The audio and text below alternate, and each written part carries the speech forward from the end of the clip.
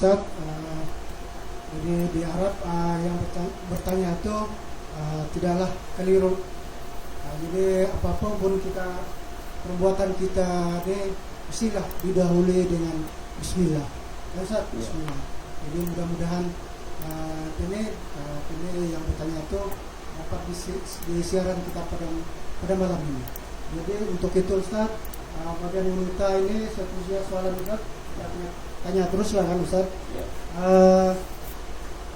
Bolehkah membaca Al-Quran sambil baring Ustaz? Misalnya sambil menidurkan anak dengan tujuan mudah-mudahan anak akan menghafalkannya dalam hati sambil anak tidur mendengar alunan bacaan Al-Quran. Pencerahan lah Ustaz daripada kaum Hawa lah yang bertanya Ustaz. Silakan Ustaz. Terima kasih Ketua Kampung. Berkaitan dengan sama ada kita boleh membaca Al-Quran dalam keadaan kita berbaring. Yang ini artinya kita membaca Al-Quran ini kita sentiasa mengingati Allah Subhanahu Wa Taala. Jadi apakah keadaan ini dibenarkan? Apabila kita ingin mengingati Allah Subhanahu Wa Taala, tidak ada syarat untuk kita mengingati itu sama ada kita dalam keadaan berdiri ataupun duduk ataupun dalam bahasa Sabah kita limpang tadi limpang, bilang limpang lah. Ya, limpang ataupun ini kita naik kenderaan dan sebagainya, tidak ada halangan ataupun larangan untuk kita mengingati Allah Subhanahu Wa Taala. Di dalam ayat surah Al-Imran 191 Allah Subhanahu Wa Taala berfirman, a'udzu billahi minasyaitonir rajim, alladzina yadhkuruna Allaha qiyaman wa qu'udan wa 'ala junubihim wa yatafakkaruna fi khalqis samawati wal ard rabbana ma khalaqta hadza batila subhanaka faqina 'adzaban nar. Di dalam ayat ini diterangkan kepada kita bahawa alladzina yadhkuruna Allah, mereka yang mengingati Allah Subhanahu Wa Taala dalam keadaan mereka berdiri ataupun maksudnya berdiri di sini artinya sama ada dia berjalan dan sebagainya. Sebab di sini ini Ketua Kampung jarang kita nampak masyarakat kita berjalan sambil megang tasbih. Ya, berzikir. Jarang kita nampak di sini masyarakat kita jalan sambil megang kampung, megang ni tasbih. Tapi kalau di tanah Arab itu biasa, kadang biasa ni pengurusi. Ada orang jalan sambil megang tasbih berzikir. Tidak ada masalah. Begitu juga di tanah Arab, orang kadang-kadang sembahyang di tepi jalan. Perkara itu jarang berlaku tempat kita. Tempat kita jarang kita nampak orang sembahyang di tepi jalan. Kalau kita nampak, mungkin kita katakan, orang ini mungkin kurang sikit kali orang ini. Kan? Tapi itu sebenarnya perkara biasa di tanah Arab. Di tanah Arab itu perkara biasa orang sembahyang di tepi jalan, orang jalan berzikir dan sebagainya. Begitu juga dalam keadaan duduk kita mengingati Allah Subhanahu Wa Taala, tidak ada masalah.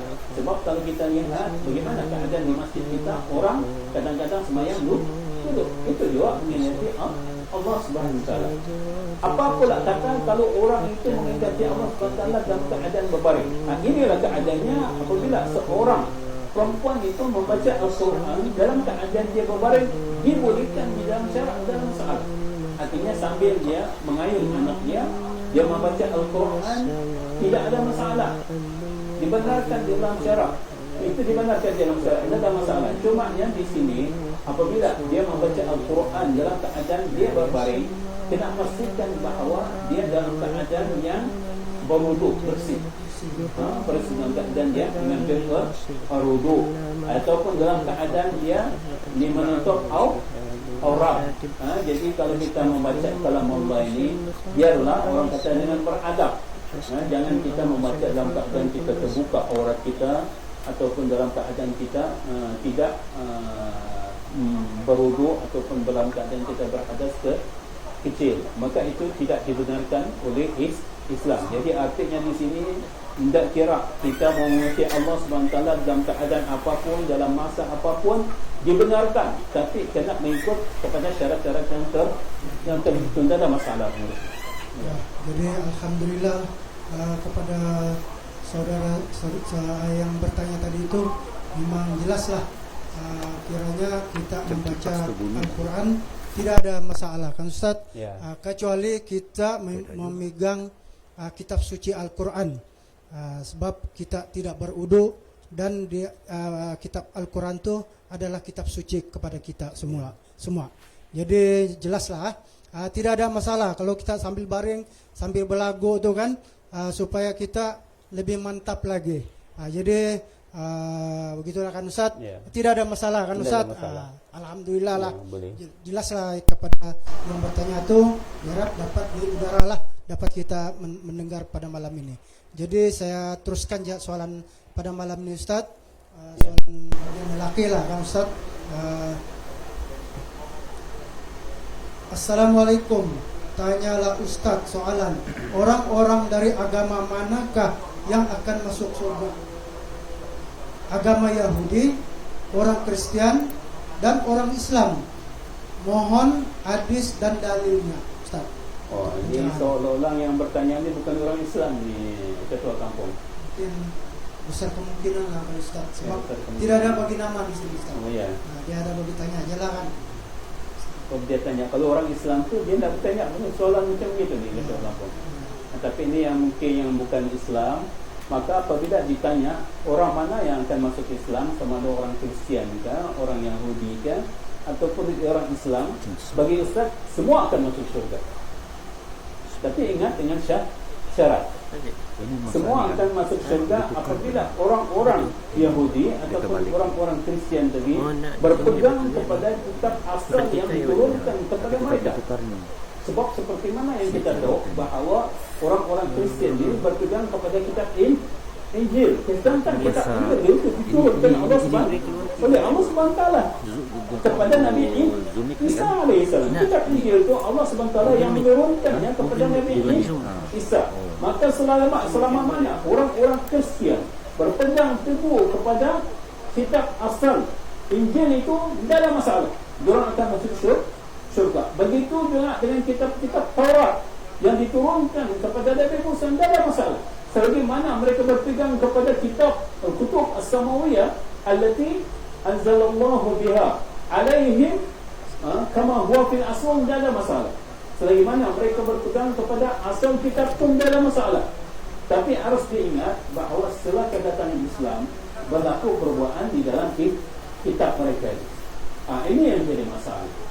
Berlaku perbuatan di dalam kitab Injil, berlaku perbuatan di dalam kitab Taurat setelah kedatangan Islam.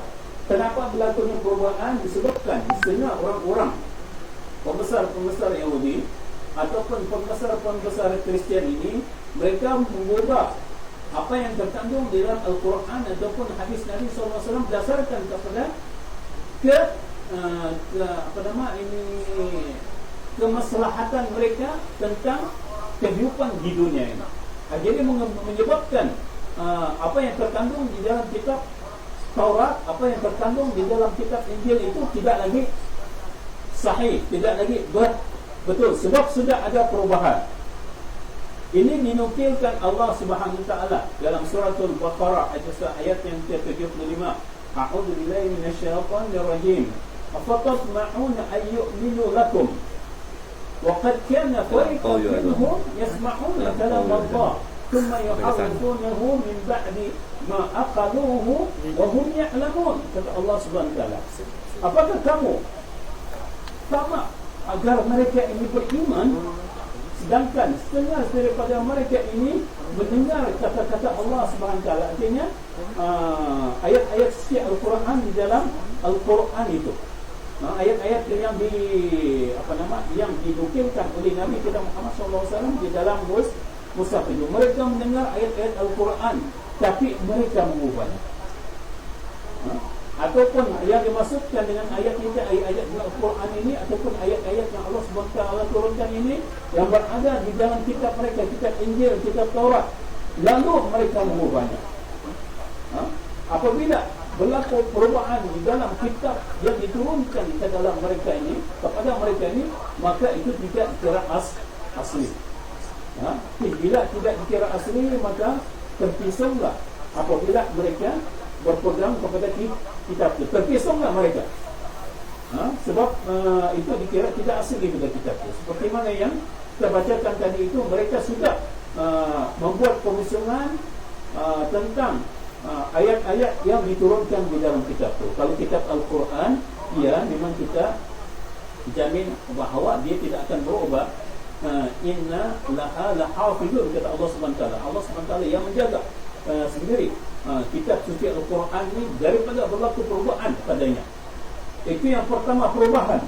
Yang kedua, kebanyakan apa yang tertulis ataupun terakam ditulis dalam kitab Injil mereka, di dalam kitab Taurat mereka tidak nyatakan secara jelas.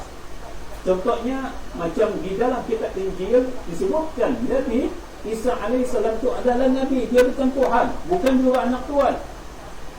Ini dijelaskan oleh Allah Subhanahu wa taala dalam suratul An'am ayat yang ke-91. A'udzu billahi minasyaitonir rajim.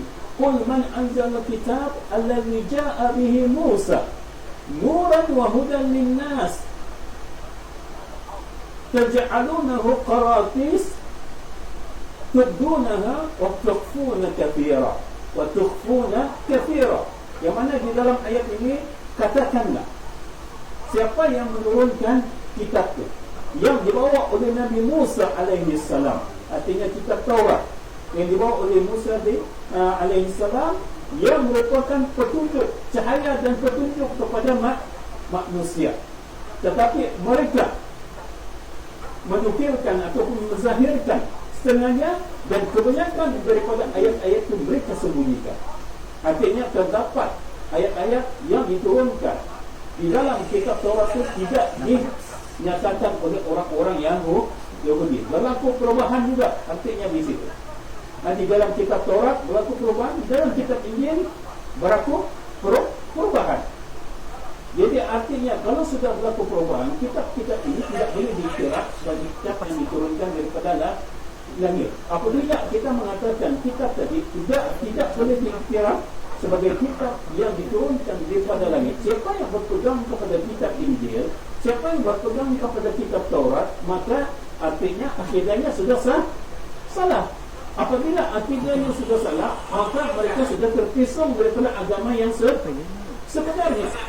Orang ini sudah terpisah daripada agama yang sebenarnya, daripada agama yang sepatutnya yang Allah SWT turunkan kepada mereka melalui kata-katanya di dalam kitab Injil dan di dalam kitab Taurat. Firman Allah SWT dalam suratul An'am, suratul Imran, dalam suratul Imran ayat yang ke-85,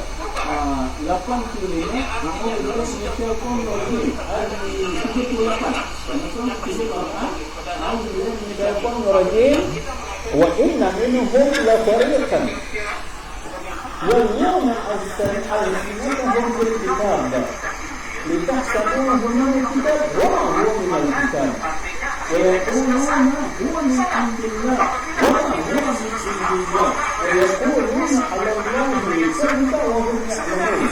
Yang mana diterangkan di dalam ayat ini sesungguhnya sebahagian daripada mereka ini orang-orang Yahudi dan orang-orang Nasara, mereka ini cuba bercakap sesuatu ataupun mengatakan sesuatu yang bukan daripada kita. Artinya ada perubahan di dalam kitab.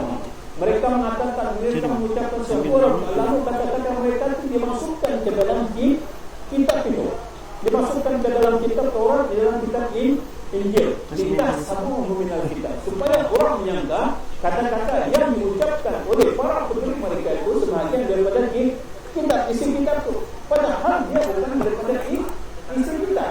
Dan mereka mengatakan itu daripada Allah, padahal dia bukan daripada Allah Subhanahu wa taala. Sudah melakukan pengisiman di dalam isi yang terdapat di dalam kitab Taurat dan dalam kitab Injil. Kalaulah macam begini, kitab Taurat dan kitab Injil sudah berlaku perubahan di dalamnya, sedangkan Al-Quran masih terjaga. Artinya, apa yang betul? Sudah pastinya Al-Quran ini terjaga, tidak ada pengisiman di dalamnya. Sebab itulah Allah SWT berfirman di dalam surat Al-Quran ayat 87, A'udzu billahi minasyaitonir rajim. Wa may yaqulu ghayra al-islam dinan fala yuqbalu minhu wa huwa fil akhirati minal khasirin. siapa yang menuntut agama, artinya yang berpegang kepada agama selain daripada agama Islam, maka di hari akhirat nanti dia termasuk orang-orang yang rugi. Menunjukkan kepada kita bahawa agama yang benar sekarang ini adalah agama Islam. Inna ad-dina 'indallahi Islam. Sesungguhnya agama yang ada di sisi Allah SWT cuma agama Islam. Surah Al-Imran ayat 19. Begitu juga dalam surah Al-Maidah ayat yang ketiga, Allah SWT berfirman, "Al-yawma akmaltu lakum dinakum al-yawma akmaltu lakum dinakum wa atmamtu 'alaikum ni'mati wa raditu bikum al-Islam dinan." Pada hari ini telah aku sempurnakan bagi kamu agama kamu. Telah aku cukupkan kepada kamu nikmat aku. Dan telah aku reda Islam itu sebagai agama. Menunjukkan kepada kita bahawa agama yang benar di sisi Allah SWT sekarang ini cumalah agama Islam, sebab tidak ada perubahan yang terdapat di dalam Al-Quran. Al-Quran itu terjaga. Apabila kita mengatakan begitu, maka kita pastikan yang akan masuk surga orang-orang yang berpegang kepada Al-Quran, orang-orang yang mengikut agama Islam. Minta maaf setakar, kan itu dalil Ustaz. Kupasan Ustaz mengenai pertanyaan siapa yang masuk syurga, sama ada Yahudi kan, Nasrani kan, ataupun orang Islam. Kupasan Ustaz disebabkan sudah berlaku perubahan di dalam kitab Injil, di dalam kitab Taurat, sedangkan Al-Quran masih kekal. Sejak dia diturunkan kepada Nabi kita Muhammad sallallahu alaihi wasallam, maka agama yang dibawa oleh Nabi kita sallallahu alaihi wasallam adalah agama Islam, maka itulah agama yang benar. Ya, Alhamdulillah Ustaz. Kepada yang bertanya itu diharap dapat ini mendengar dan penjelasan daripada ini Al-Ustaz Al-Fazil kepada yang beragama Islam dan mualaf tu. Sekiranya ilmu kita yang tidak dalam, bolehlah ini yang bertanya itu sekiranya ada apa-apa kemuskilan, keliruan, bolehlah menghubungi kami seperti Sirah Timbalan Mufti Ustaz untuk lebih lanjut. Ini amat penting kepada orang-orang Islam dan mualaf untuk ini kepentingan Islam. Jadi sambil itu kita bolehlah untuk Ustaz ni rehat sekejap 2-3 minit, kita minum Ustaz lah untuk iklan. Kita minum dulu Ustaz lah. Makin hari makin panas nih Ustaz. Diharap tuan-tuan di alam maya ini dapatlah soalan-soalan yang diutarakan. Jadi Ustaz pun sudah rehat lah kan. Jadi kita balik lagi Ustaz, soalan ini daripada kaum awal Ustaz. Kalau saya imbas balik ini Ustaz, soalan ini macam minggu lepas kalau saya silap. Ini soalan ini macam yang sama, tapi tidak apa lah Ustaz. Kita kasih kepuasan untuk soalan-soalan bagian awal Ustaz. Jadi soalannya Ustaz begini Ustaz. Suami saya jarang beribadah dan tidak pandai mengaji. Persoalan saya Ustaz adalah, adakah salah saya melawan dan tidak patuh pada arahannya karena suami tidak beribadah? Macam ada sudah Ustaz. Jadi untuk kepastian, jadi kita ini macam mana Ustaz. Jadi kita terus ke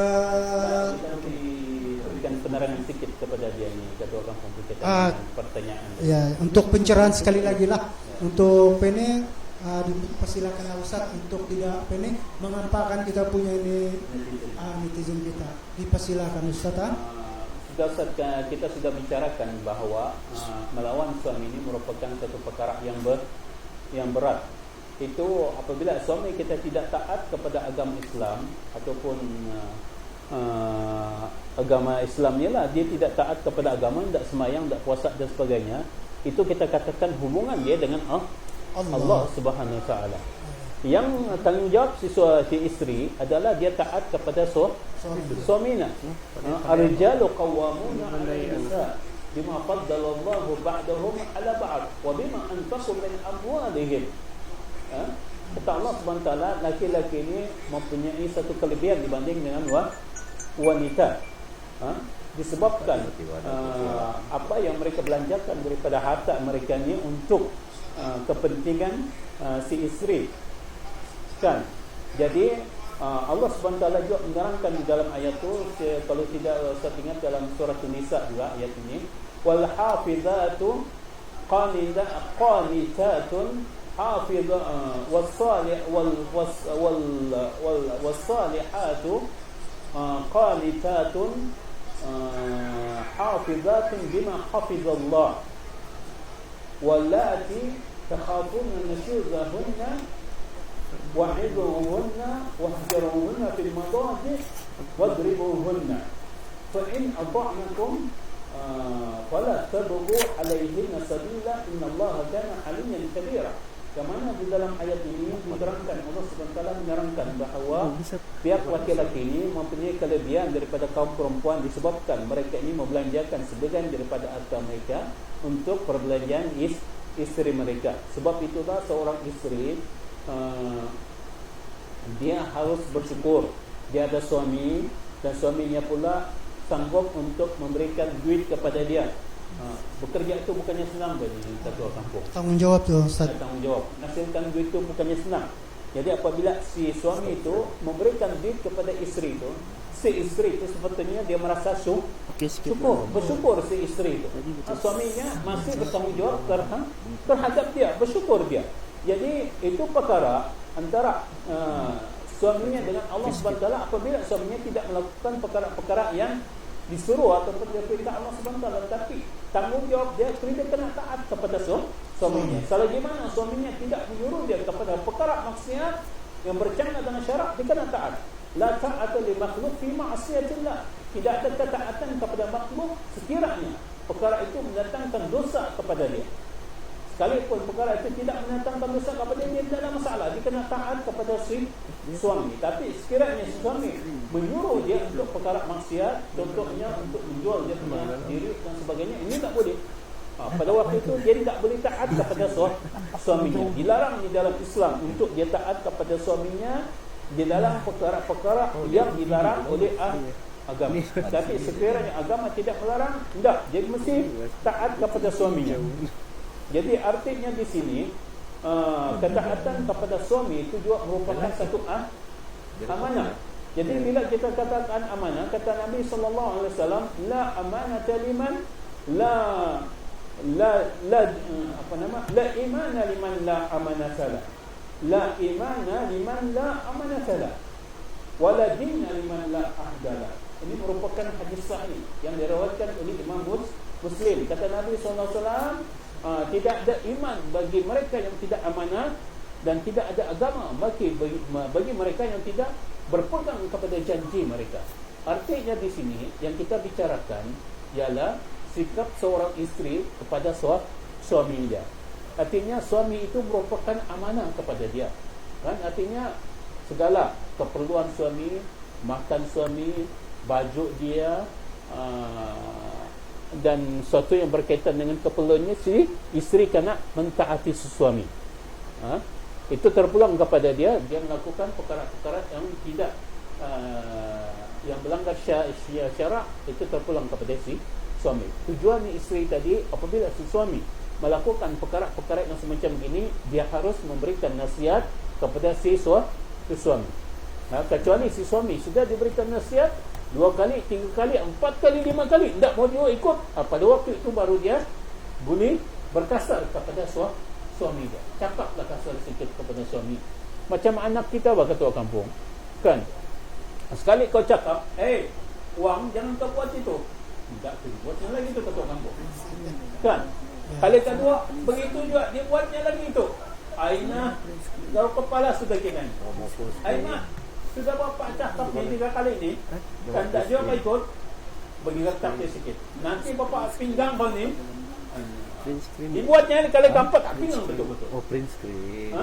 Jadi artinya di sini, bukanlah pula maksudnya di sini Ustaz menyuruh untuk meminggal si isteri menjadi pinggang si suaminya, tidak boleh.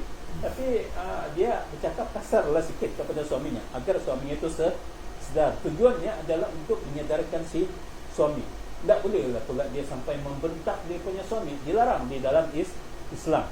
Sebab suami itu mempunyai satu hak yang besar kepada isteri. Sebab itulah Nabi sallallahu alaihi wasallam mengatakan, "Lau kuntu amiran li ahadin an yasjuda li ghairillah la amartu al-mar'ata an tasjuda li zawjiha li 'azami haqqiha 'alayha."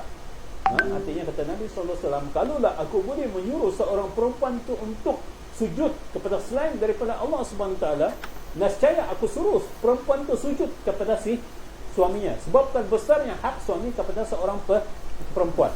Jadi artinya dalam keadaan macam begini, si isteri kena memberikan nasihat dulu kepada suami. Kalau suami sudah tidak mau masuk nasihat, baru kasari sikit kita cakap dengan ketua kampus. Ya, terima kasih Ustaz. Jelaslah tadi itu yang soalan-soalan daripada kaum hawa. Mungkin pada ini kita ini kadang-kadang ini kita lupa pada suami kita kan. Kadang-kadang kita ni pun tidak tahu macam mana kita mau pene dalam keadaan yang panas begini kan Ustaz. Jadi itulah perlu mau diingat, kita ini orang Islam. Jadi Islam tu indah. Artinya segala-gala ada indah tu, rumah tangga pun indah lah juga. Kan Ustaz? Jadi soalan tu pun sudah pun diungkaikan Al-Faiz Ustaz. Terima kasih Ustaz. Pasal balik-balik sudah soal bertanya nih Ustaz. Jadi ini yang kedua sudah Ustaz. Jadi walau macam manapun kepada kaum hawa malam ini betul lah. Perempuan juga yang mau ditanya nih. Jadi satu lagi Ustaz lah. Soalan daripada kaum hawa nih Ustaz. Banyak soalan nih pada malam ini nih. Begini Ustaz, saya mau bertanya arti adik madu. Adik madu untuk suami itu apa? Karena ada kawan bertanya kepada saya, maukah saya jadi adik madu untuk suami? Apakah ini ada dalam agama? Apa adik madu tu ni ketua kampung artinya? Apakah adik madu artinya adik madu. Dia dijadikan madu kepada. Itulah soalan Ustaz. Saya tidak berapa jelas, tapi mungkin bermadu barangkali ini. Kalau madu itu madu yang sejenis itu yang dimakan tuh kan. Tapi mungkin besar kemungkinan di berbanduk kali ini Ustaz. Sebab ini perempuan yang bertanya nih Ustaz. Bermadu lah itu ni. Bermadu lah ini. Jadi untuk pencerahan itu silakanlah Ustaz. Sedikit sebanyak kaum hawa ini paham juga lah kan. Persilakanlah Ustaz. Artinya di situ tadi perempuan tu kata dia ingin dijadikan adik madu ataupun bermadu kepada isteri yang pertama tu kan. Iya. Tidak ada masalah selagi mana perempuan tu setuju untuk dia dimadukan, tidak ada masalah. Sebab seorang suami ini dia boleh kahwin sampai kepada empat. Berdasarkan kepada firman Allah Subhanahu wa taala, a'udzubillahi minasyaitonir rajim, fankihu ma taba lakum minan nisa mathna wa thulatha wa ruba'. Wa in khiftum alla ta'dilu fawahidatan aw ma malakat aymanukum fa innahu dzalika adna alla ta'ulun. Dikatakan kawinlah kamu 2 orang perempuan ataupun 3 orang perempuan ataupun 4 orang perempuan. Dibenarkan untuk laki-laki kahwin ini 2 ataupun 3 ataupun 4. Artinya kalau dia ingin jadi madu, artinya dia jadi isteri yang kedua, dalam masalah. Sebab ayat tadi membenarkan. Tapi jangan lebih daripada 4. Kalau lebih daripada 4 itu tafsiran pihak Syiah. Syiah mentafsirkan tadi 2 campur 3 campur 4 jadi 9 itu. Ini Syiah yang mentafsirkan ayat itu. Syiah kata berdasarkan kepada ayat itu, waw itu dia kata merupakan waw zaidah, waw campur dia kata. Jadi boleh campur 2, campur 3, campur 4 jadi 9. Siapa yang mau kahwin 9 boleh, kata Syiah. Sedangkan kita mengatakan bahawa ayat ini merupakan waw itu merupakan waw istinafiyah. Waw ni apa nama? Waw bukan waw untuk menambah indah. Sama ada kau mau 2 ataupun kau mau 3 ataupun kau mau 4, tidak ada masalah. Yang penting kau mampu untuk melakukan keadilan. Ataupun kalau kau tidak mampu untuk melakukan keadilan, maka kawinilah orang yang menjadi hamba kau. Tapi sekarang ini kita tidak ada hamba ni ketua kampung. Anda ada sudah ni hamba. Sekarang kita punya pembantu rumah ini bukan khadam, bukan khadam ni ketua kampung. Pembantu rumah yang kita, perempuan yang kita upah untuk bekerja di rumah kita, itu bukan merupakan hamba sekarang ni. Kita malah kita bayar dia duit. Dia bebas perempuan itu. Dia bukan dikira hamba. Jadi kita tidak boleh gauli dia. Sebab kalau kita tidak mampu itu, takut kita juga tidak mampu untuk memberikan nafkah malia ataupun duit kepada dia, maka akan berlaku kekurangan di situ. Sebab itulah di dalam ayat yang lain Allah Subhanahu wa taala berfirman, "Lan tastati'u an ta'dilu bainan nisa' walau harastum. Fala tamilu kullal mail fatadharuha kal mu'allaqah." Di dalam ayat yang lain kata Allah Subhanahu wa taala, kamu tidak akan mampu untuk melakukan keadilan kepada isteri-isteri kamu walaupun kamu berusaha melakukannya. Kita tengok ayat ini betulkah ataupun tidak? Betul, memang ayat ini. Kebanyakan orang yang kahwin dua ini membohong saja cerita ni, cakapnya ni ketua kampung. Kan? Sini bohong, sana pun bohong. Cakapnya ni. Kalau orang yang kahwin dua ini. Kemudian orang yang kahwin dua ini kadang-kadang tidak mampu untuk memberikan keadilan kepada yang dua istrinya. Kadang-kadang tidur di rumah istri yang tua cuma 2 hari, tapi tidur di istri yang muda ini 3 hari. Mana boleh ni ketua kampung? Tak boleh. Kita kena sama-sama semua. Kalau yang muda diberikan kereta Avanza, yang tua pun mesti Avanza juga. Kalau yang yang muda diberikan kereta banglo, yang tua pun mesti kereta banglo. Janganlah disebabkan yang tua ini sudah kuda tua, tidak perlu kita melakukan keadilan, tidak. Mesti juga kita melakukan keadilan. Artinya di sini kan boleh perempuan itu sekiranya dia ingin untuk dijadikan madu, boleh, sebab Islam tidak melarang tadi. Tapi kena tengok juga sebelum dia mengiyakan dia boleh jadi madu kepada perempuan itu, dia kena tengok juga suami itu. Kalau suami itu dia fikirkan dapat melakukan keadilan terhadap diri dia dan terhadap isteri yang pertama, okey. Jangan nanti bila sudah kahwin baru dia menyesal apabila berlaku kezaliman kepada dirinya. Ini yang kita nak mahu.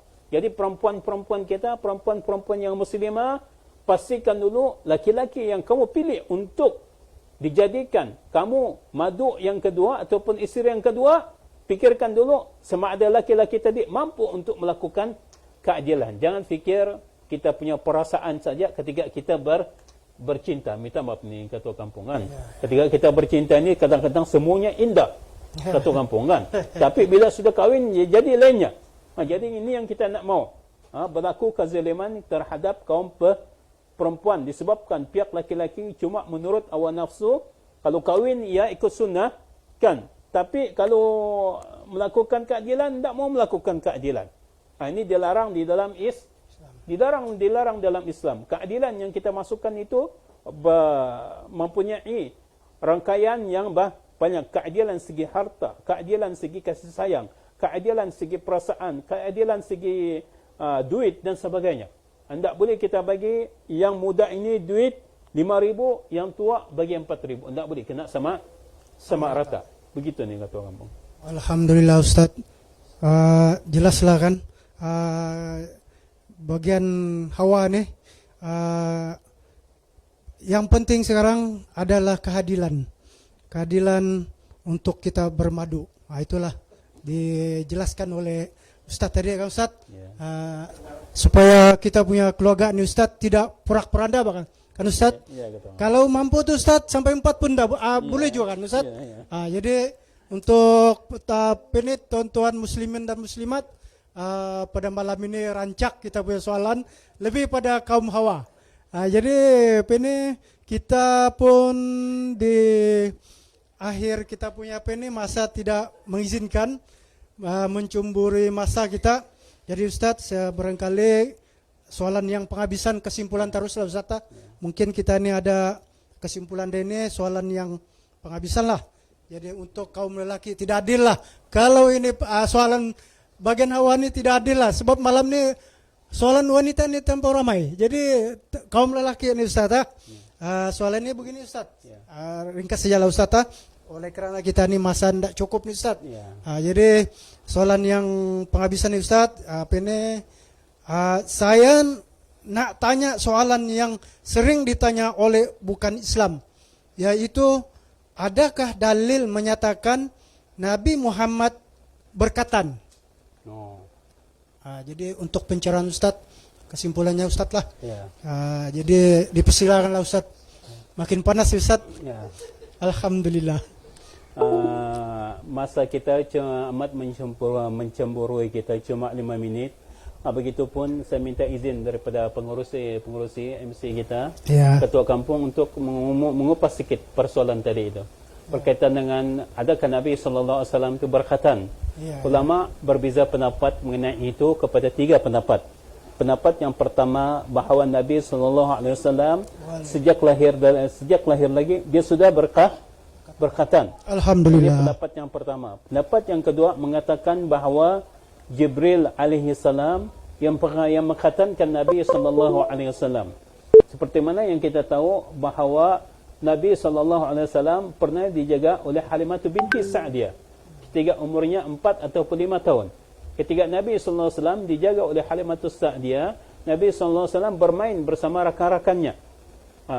Lalu rakan-rakannya nampak ja'a rajulun ala siyabil abyad, laki-laki yang berpakaian putih, dia menangkap Nabi SAW, lalu dibaringkan, lalu berlakulah pembedaan dada Nabi SAW, dicuci dia punya hati.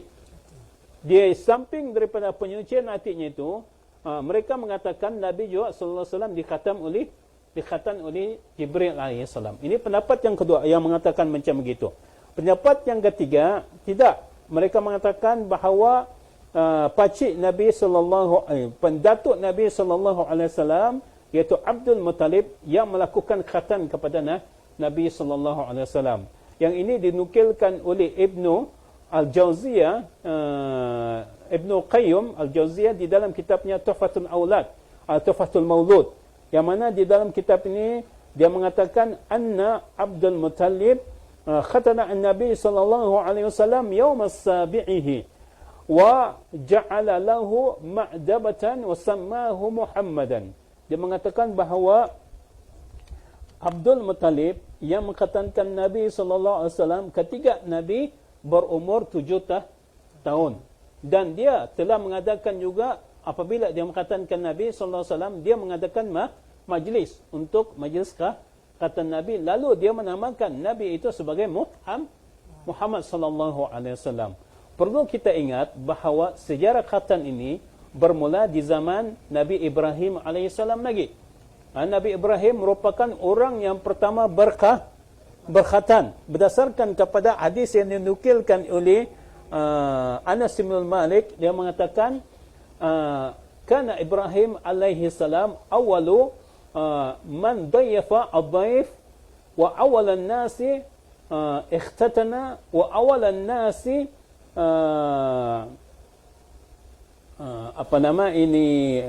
qassa asy-syarib wa awalan nasi ra'a asy-syayb faqala Ibrahim ya rab ma hadha faqala Allah azza wa jalla hadha waqarun ya Ibrahim faqala Ibrahim ya rab zidni waqar.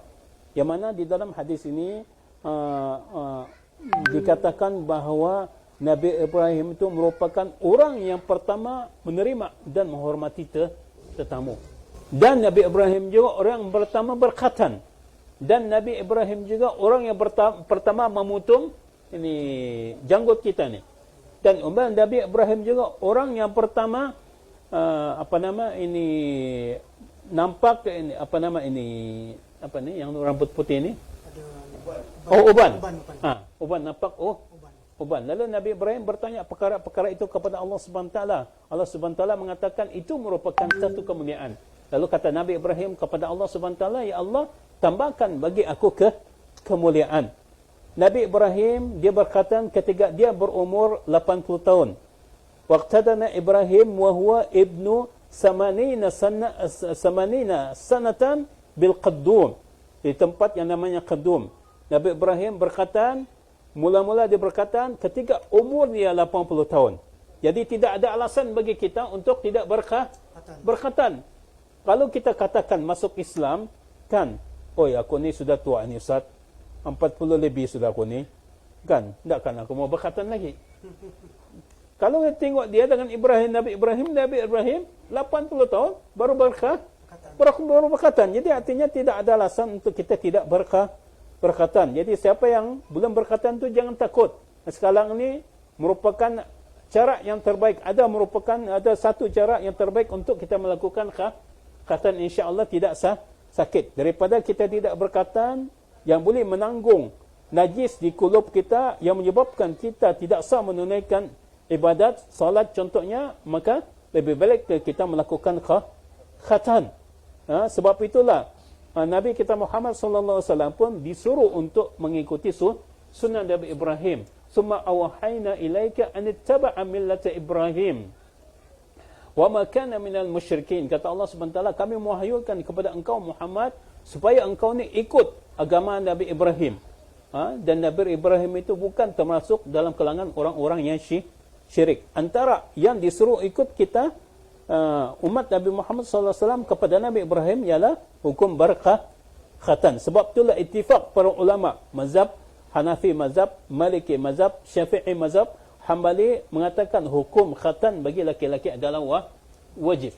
Pengurus ini ketua kampung ya. Alhamdulillah Ustaz, nampaknya jelas kepada kita. Ustaz menyatakan tadi itu, menyarankan apabila kita mengikut hukum adalah hambaku. Ya. Alhamdulillah kita mestilah kita berkhatan. Sama ada kita yang muda, baru lahir kah, kita mesti berkhatan mengikut sunnah Nabi. Ya.